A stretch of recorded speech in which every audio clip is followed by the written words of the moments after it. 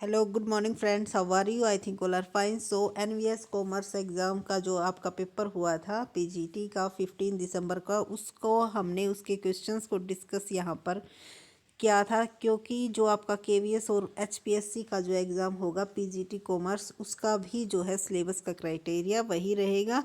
तो बहुत ही ज़्यादा चांस है जो आपके क्वेश्चंस रिपीट होने के, क्योंकि सेम क्वेश्चंस ही लगभग 25 to 30% तक सेम यू के यू क्वेश्चन रिपीट होते रहते हैं। जिसने भी 10 ईयर्स के क्वेश्चन पेपर अच्छी तरह से स्टडी किए होंगे तो वो इस बात को अच्छी तरह से जान सकता है। और क्योंकि क्वेश्चंस भी काफ़ी अच्छे पूछे गए थे तो प्रैक्टिस तो बनती है। और अगर आप भी तैयारी कर रहे हो केवीएस या एचपीएससी एग्ज़ाम कॉमर्स की, तो आपके लिए ये वीडियो बहुत ही हेल्पफुल रहेगी। और अगर आपका कोई डाउट है, कोई क्वेरी है, तो आप कमेंट सेशन में पूछ सकते हो। तो चलते हैं और चेक कर लेते हैं। फर्स्ट 20 क्वेश्चन हो चुके थे, नेक्स्ट 20 क्वेश्चन अब हम इस वीडियो में डिस्कस करेंगे।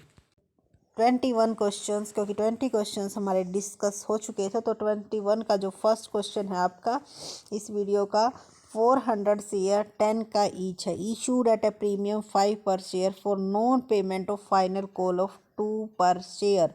यानी कि फाइनल कॉल की पेमेंट नहीं हुई है, जो कि 2 रुपये इसका पर शेयर है। There share were reissued 4900 as fully paid up. The amount transferred in the capital reserve account on the forfeiture of this share. तो जो शेयर्स आपके जो फॉरफिटेड किए गए हैं, कितना अमाउंट कैपिटल रिजर्व अकाउंट में ट्रांसफ़र किया जाएगा। तो एक बार आप इसको निकाल के देखना और फिर मैच करना हमारे साथ, आपका आंसर राइट है या रॉन्ग है। और कितने क्वेश्चन आपके ठीक मिलते हैं ये भी कमेंट सेशन में ज़रूर बताना। इसमें जो हमारा आंसर आएगा वो आएगा ऑप्शन नंबर फर्स्ट, क्योंकि कैपिटल रिजर्व अकाउंट में वो ट्रांसफ़र होता है जो कि हमारा पहले प्रॉफिट होता है। यानी कि जो हमने रीशू करते टाइम जो हमारा शेयर फॉरफीचर का अमाउंट बच जाता है, उसे एज ए हम कैपिटल प्रॉफिट मानते हैं, उसे हम कैपिटल रिजर्व अकाउंट में ट्रांसफ़र करते हैं। तो हमारा जो पैसे मंगवाए गए थे 15 रुपीज़, क्योंकि 5 रुपीज़ प्रीमियम के थे, तो 2 रुपये नहीं आए, यानी कि 400 शेयर पर 8 रुपये रिसीव हो चुके हैं। तो 8 4 जा 3200 जो है अमाउंट हमारा किस में ट्रांसफ़र हो जाएगा, capital reserve account amount full का फुल ट्रांसफ़र हो जाएगा, क्योंकि शेयर कैपिटल के अमाउंट को हम कंसीडर यहाँ पर नहीं करेंगे। ठीक है, उसके बाद है 22 क्वेश्चन। 22 में क्या पूछा गया था, Deep limited issued 4 crore 8% debenture at a discount of 6%। तो 6% discount redeemable at a premium of 10%। 6% discount पर इशू किए गए हैं, रिडीमेबल एट प्रीमियम, रिडीम किए जाएंगे 10% प्रीमियम पर। 31 मार्च को ये डिसाइड किया गया कि write off discount and loss on issue of debenture on the date of security premium reserve account had a credit balance of rate 1,40,000। The amount of profit utilise by the company for writing off discount and loss of issue of debenture will be. तो कितना amount जो है profit का utilise किया जाएगा discount and loss on issue of debentures के लिए। तो इसके लिए आपको पता है, इसके लिए हमें क्या ट्रीटमेंट करना होगा, क्योंकि हमें जो लॉस है, टोटल लॉस 6% ये डिस्काउंट का है और 10% क्योंकि रिडीम के टाइम पे ये प्रीमियम हमको पे करना है। यानी कि जो टोटल है वो हमारा 16% हो गया। तो 4 करोड़ का 16% आपका 64 लाख हो जाएगा। लेकिन कैपिटल रिजर्व में क्रेडिट बैलेंस अभी कितना है, 1,40,000 है। तो 64,000 में से 140 लेस करेंगे तो 62,600 हमारा आंसर आ जाएगा। यानी कि ऑप्शन नंबर सेकंड हमारा आंसर आएगा। Discount and loss on issue of debenture will be. तो कितना अमाउंट यूटिलाइज किया जाएगा प्रॉफिट के लिए, आपका 62,600। उसके बाद चलते हैं 23 क्वेश्चन पर। Which of the following financial statement are prepared by a not for profit organisation. तो नॉट फॉर प्रॉफिट ऑर्गेनाइजेशंस हमारी कौन से अकाउंट को बनाती है, रिसिप्ट्स एंड पेमेंट अकाउंट, क्योंकि आपको पता है कि कैश अकाउंट के जैसा ही क्या होता है उनके लिए, रिसीप्ट्स एंड पेमेंट अकाउंट होता है। प्रॉफिट एंड लॉस अकाउंट की जगह पे क्या बनाया जाता है, इनकम एंड एक्सपेंडिचर अकाउंट बनाया जाता है और बैलेंस शीट बनाई जाती है। तो ऑप्शन नंबर 3 जो है राइट आंसर है, क्योंकि receipts and payment account, income and expenditure account and balance sheet, ये तीनों ही NPO not for profit organisation तैयार करती हैं। उसके बाद है question number 24, accounting standard are not applicable on which of the following. तो अकाउंटिंग स्टैंडर्ड कहाँ पर एप्लीकेबल आपके नहीं होते हैं, तो इसका जो राइट आंसर आएगा वो आएगा option number 1, charitable organisation having no business activity. तो जहाँ पर बिजनेस की कोई भी एक्टिविटी नहीं है और जो ऑर्गेनाइजेशन है वो भी कैसी है, चैरिटेबल है, तो वहाँ पर हमारे जो अकाउंटिंग स्टैंडर्ड है वो इम्प्लीमेंट नहीं होते हैं। बाकी तीनों में हमारे अकाउंटिंग स्टैंडर्ड इम्प्लीमेंट होते हैं। उसके बाद है 25th question, which of the following is not a revenue reserve. तो कौन सा इसमें से रिवेन्यू रिजर्व नहीं है हमारा, तो आपको पता ही होगा कि ये तीनों ही हमारे किसके पार्ट है, रिवेन्यू रिजर्व के पार्ट है। Workman compensation fund, debenture redemption fund and investment fluctuation fund. लेकिन जो सिक्योरिटी प्रीमियम रिजर्व है ये हमारा कैपिटल रिजर्व का पार्ट है, तो आंसर हो जाएगा ऑप्शन नंबर 4। उसके बाद है the maturity date of bill of exchange draw on 5 March and payable 1 month after date will be. तो 1 मंथ के बाद आपका क्या आ जाएगा, 5 अप्रैल आ जाएगा। लेकिन आपको पता है कि 3 डेज का आपको क्या दिया जाता है, ग्रेस टाइम पीरियड दिया जाता है। तो इसका जो आंसर हो जाएगा वो आपका हो जाएगा 8 अप्रैल, यानी कि ऑप्शन नंबर 1। उसके बाद है 27th question, the gross profit of a firm for year ended 31 March 2022 1,14,000। During the year it is received a commission of 10,000 and paid salary 15,000, rent 26,000, interest on loan 1,000 given है। There are bad debts 9,000 for the operating profit of the firm. तो operating profit पूछा गया है, तो यहाँ पर हम इसको कैसे निकालेंगे, तो इसको किस तरह से कैलकुलेट करेंगे, क्योंकि हमारा जो ग्रोस प्रॉफिट है वो गिवन है 1,14,000। तो रिसीव्ड कमीशन, कमीशन जो रिसीव हुआ है वो इसके अंदर हो जाएगा ऐड, तो आपका 1,24,000 अमाउंट आ जाएगा। इसमें से आप paid salary, rent and bad debts, इन तीनों का अमाउंट क्या कर दोगे, लेस 85,000, क्योंकि इंटरेस्ट ऑन लोन, लोन का जो इंटरेस्ट है वो हमारा ऑपरेटिंग प्रॉफिट के टाइम को इसको कंसीडर नहीं करेंगे। तो 1,24,000 में से 84,000 हमारा लेस होगा, तो आंसर आएगा हमारा 39,000। तो ऑपरेटिंग जो प्रॉफिट है वो हमारा कितना आ जाएगा, 39,000। अगर आपको कोई डाउट है तो आप कमेंट सेशन में कमेंट करके पूछ सकते हैं। उसके बाद है next 8 question, which of the following does not result into reconstitution of A partnership firm. तो कौन सा जो है reconstitution of A partnership firm का रिजल्ट्स नहीं है, तो इसका डिजोल्यूशन ऑफ पार्टनरशिप, अगर पार्टनरशिप का डिजोल्यूशन होता है, dissolution of partnership firm, change in profit sharing ratio among the existing partner and death of A partner. तो देखो पार्टनरशिप फर्म जो है रिकॉन्स्टिट्यूशंस, आपका डिजोल्यूशन ऑफ पार्टनरशिप, अगर पार्टनरशिप ख़त्म होती है, यानी कि कोई भी आपका नया फर्म में एंटर करता है या जाता है, तो उससे आपका रिकॉन्स्टिट्यूशन नहीं होता, और change in profit sharing ratio से भी नहीं होता, डेथ ऑफ पार्टनर से भी नहीं होता। लेकिन डिजोल्यूशन ऑफ पार्टनरशिप फर्म, यानी कि पार्टनरशिप फर्म ही ख़त्म हो जाती है, तो जो आपका पार्टनरशिप फर्म है उस वो जो उसका अस्तित्व है वही ख़त्म हो जाता है। तो इसका जो आंसर रहेगा हमारा ऑप्शन नंबर 2, क्योंकि अगर पार्टनरशिप कोई नया पार्टनर आएगा जाएगा, या फिर किसी की डेथ हो जाएगी, या फिर एग्जिस्टिंग में चेंज करते हैं, तो उससे हमारी पार्टनरशिप फर्म की जो रिकॉन्स्टिट्यूशंस है, यानी कि उसका पुनर्गठन होता है, यानी कि दोबारा से उसको चालू किया जा सकता है। लेकिन अगर पार्टनरशिप फर्म ही हमारी ख़त्म हो जाती है तो उसका जो है अस्तित्व ही ख़त्म हो जाता है। तो ऑप्शन नंबर 2 इसका राइट आंसर हो जाएगा। उसके बाद है if minimum subscription is not received, अगर मिनिमम सब्सक्रिप्शन रिसीव नहीं होती है, मिनिमम सब्सक्रिप्शन हमारी कितनी होती है, टोटल जो इशू की है हमने कैपिटल उसका 90%, तो 90% मिनिमम अमाउंट अगर हमारा एप्लीकेशन के टाइम पर रिसीव नहीं होता है तो वो amount collected has to be refund within how many days of the end of subscription. तो इस क्वेश्चन को आप किस तरह से समझोगे,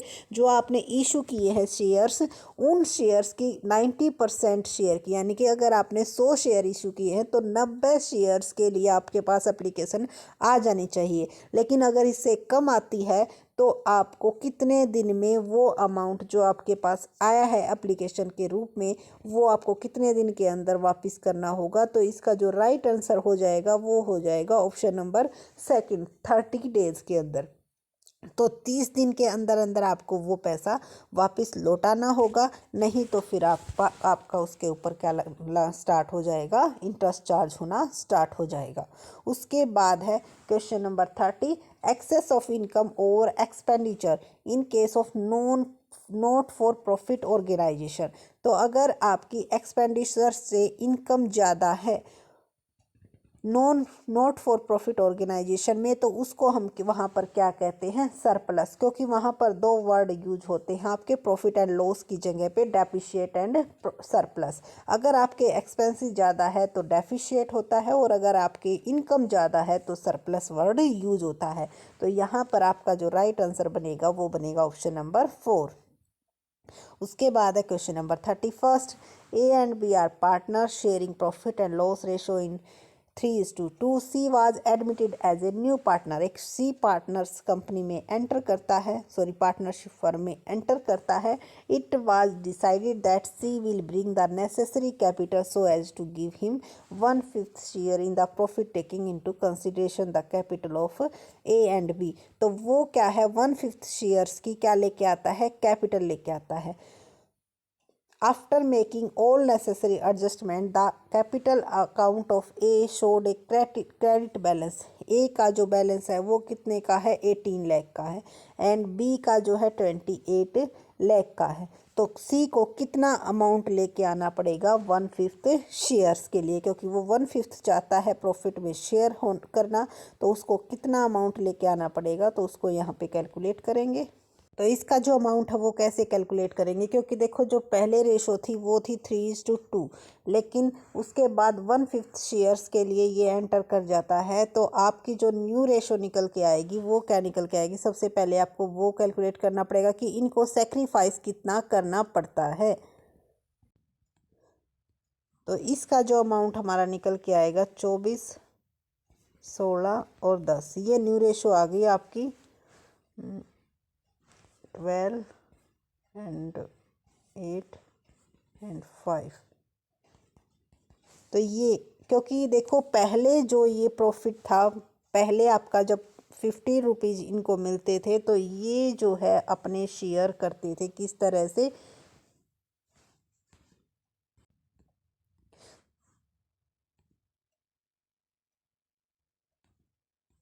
तो अब जो रेशो इनकी 12, 8 एंड 5 आई है, पहले जो रेशो थी इनकी, क्योंकि ये 20 रुपीज़ का हो गया आपका, तो अगर 20 रुपीज़ का इनको प्रॉफिट होता है, यही मान के चलते हैं, सॉरी 20 रुपीज़ का इनको प्रॉफिट होता है, तो किस तरह से ये बांटते थे,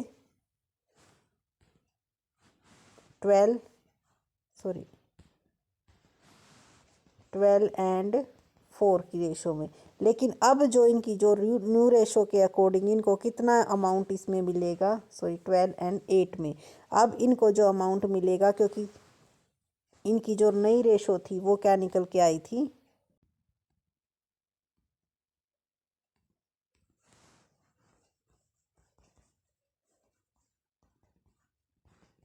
तो इस तरह से अब इनको डिस्ट्रीब्यूट करना पड़ेगा। 5 रुपीज़ जो है इनको इस सी का भी शेयर करना होगा।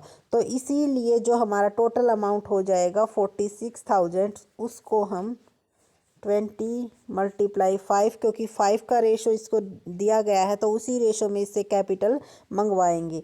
तो 5 4 जा 20, 4 1 जा 4, 4 1 जा 4, 4 5 जा, तो जो अमाउंट आएगा वो आपका आएगा 11,50,000। इसको आप कैलकुलेट करके देख लेना। इसी तरह जब आप कैलकुलेट करोगे ए और बी की कैपिटल को ऐड करके और उसमें से सी का शेयर निकालोगे 5/20, तो आपका जो अमाउंट है वो ऑप्शन नंबर जो सेकंड में गिवन है वही आएगा और वही इसका राइट आंसर है। उसके बाद है question number 32। X Y and Z were partner sharing profit and loss equally. Z क्या हो जाता है, रिटायर हो जाता है और इक्वल वे प्रॉफिट लॉस को शेयर को डिस्ट्रीब्यूट कर रहे थे। उस time the amount available of Z was 14 lakh which was payable to him in 4 half yearly instalment along with interest 18 per annum. Payment of the first installment was start to 31st December. The amount of second installment paid to Z. तो Z को second instalment में कितना पे amount करना होगा ये इसमें पूछा गया है। तो इसको आप जब आप जैसे कंपाउंड इंटरेस्ट निकालते हो उस तरह आपको ये क्वेश्चन निकालना होगा। तो जो सेकंड इंस्टॉलमेंट है उसका अमाउंट आपका आ जाएगा 12,70,000।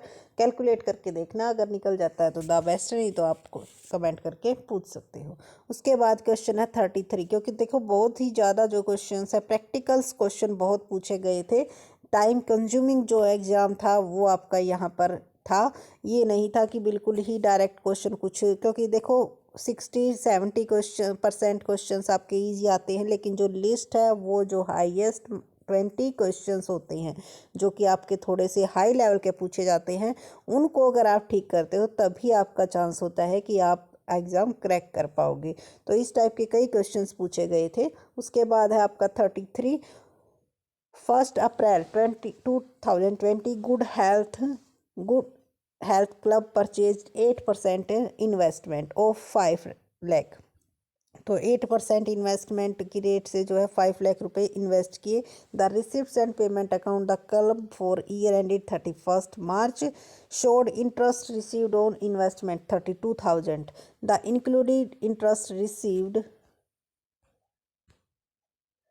2,000 for the year ended 31st March. The amount of accrued interest shown in the balance sheet of the club 31st March 2022.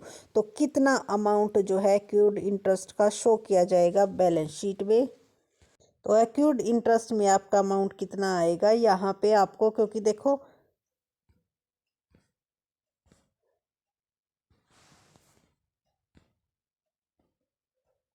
यहाँ पर आप देख सकते हो कि इंटरेस्ट की जो रेट है वो 8% है, यानी कि 5 लाख का जो 8% होगा वो 40,000 होगा।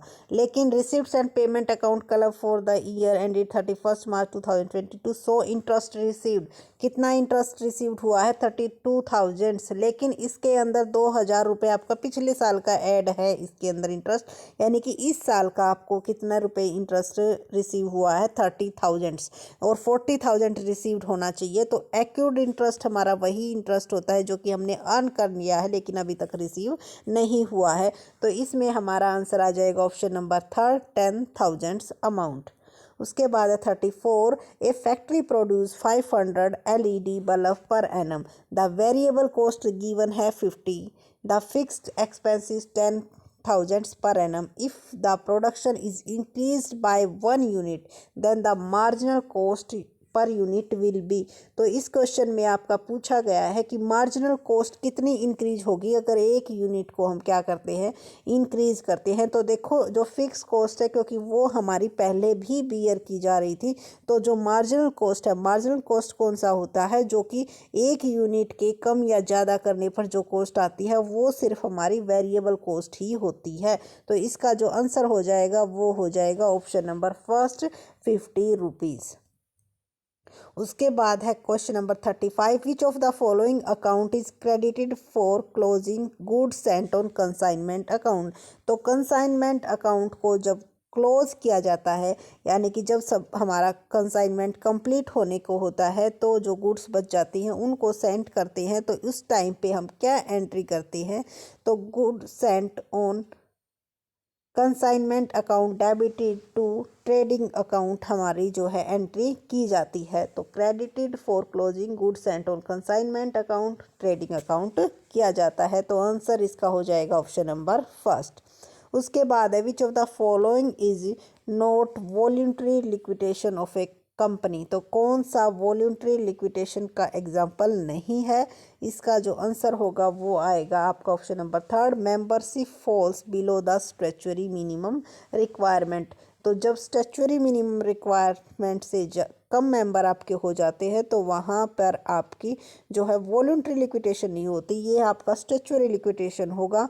तो ऑप्शन नंबर थर्ड इसका राइट आंसर हो जाएगा। बाकी जो है टाइम एक्सपायर हो जाना या फिर जो आपकी इवेंट थी वो ख़त्म हो जाना, ये सारे आपके वॉल्यूंटरी लिक्विडेशन के एग्जाम्पल होते हैं।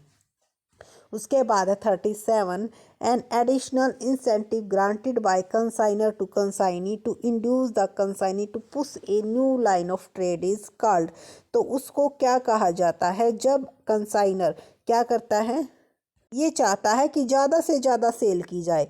तो जब कंसाइनी के द्वारा ज़्यादा से ज़्यादा सेल की जाती है तो कंसाइनर उसको ओवर राइडिंग कमीशन देता है, यानी कि जो सेल उसने ज़्यादा की है टोटल सेल के ऊपर आपका ये निकाला जाता है। तो ये मत देखना कि अगर प्रैक्टिकल क्वेश्चन पूछा जाता है तो आपका जो ये अमाउंट निकलेगा ओवर राइडिंग कमीशन, ये टोटल सेल पर निकलेगा, न कि क्रेडिट सेल आपकी या फिर सेल से ज़्यादा सेल देखी जाएगी।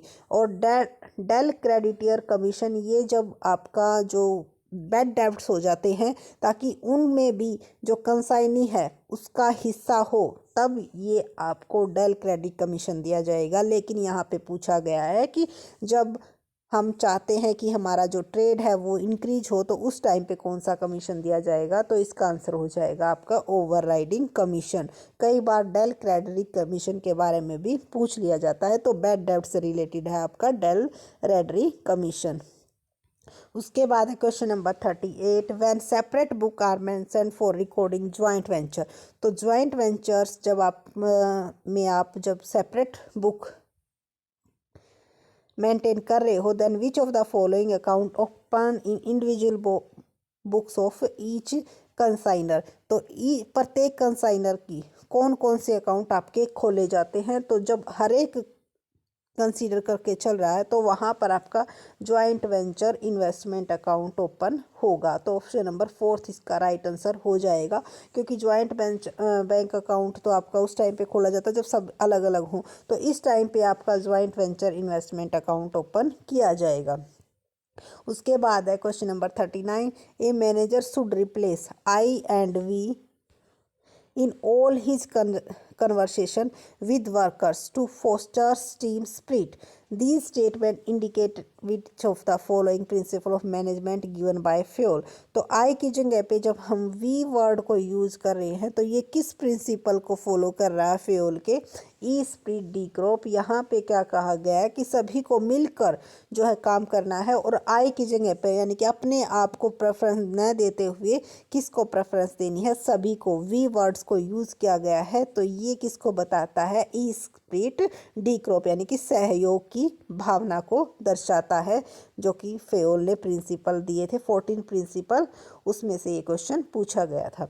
उसके बाद है इस वीडियो का last question 40 question, an important principle of management that control based on belief that an attempt state that to control everything results in controlling nothing, and hence only the significant deviation which go beyond the permissible limited should be brought to the notice of management. This principle is called, यानी कि उस deviation को, significant deviation को ही consider करके हुए हम चलते हैं कि भाई ये डेविएशन इंपॉर्टेंट है, तो इसको ही हम जो डिफरेंस, डेविएशन का मतलब होता है जो डिफरेंस आता है आपका, वो आपका क्या होना चाहिए? ये नहीं कि मान लो अगर आप कोई बिजनेस करोड़ों में कर रहे हो और वहाँ पर 50-100 रुपीज़ या लाख का तक का डिफरेंस आ जाता है तो कोई बड़ी बात नहीं है। लेकिन अगर सिग्निफिकेंट डिफरेंस आता है आपका तो उस चीज़ को ही हम कंसीडर करते हुए चलेंगे। ये हमारा कौन सा प्रिंसिपल कहता है? ये हमारा मैनेजमेंट बाय एक्सेप्शंस कहता है। तो ऑप्शन नंबर जो सेकंड है वो इसका राइट आंसर हो जाएगा। तो ये थे इस वीडियो के नेक्स्ट 20 क्वेश्चन। नेक्स्ट 20 क्वेश्चंस आपको नेक्स्ट वीडियो में मिलेंगे। तो अगर क्वेश्चंस का लेवल जो है आपको अच्छा लगा हो और हमारी एक्सप्लेनेशन आपको अच्छी लगी हो, कोई डाउट हो, तो वीडियो में कमेंट करके ज़रूर बताइएगा। नेक्स्ट टाइम उस चीज़ को कंसीडर करते हुए चलेंगे। So thank you so much. तो आगे फिर मिलेंगे नेक्स्ट इसी टाइप के 20 क्वेश्चंस के साथ। Thank you.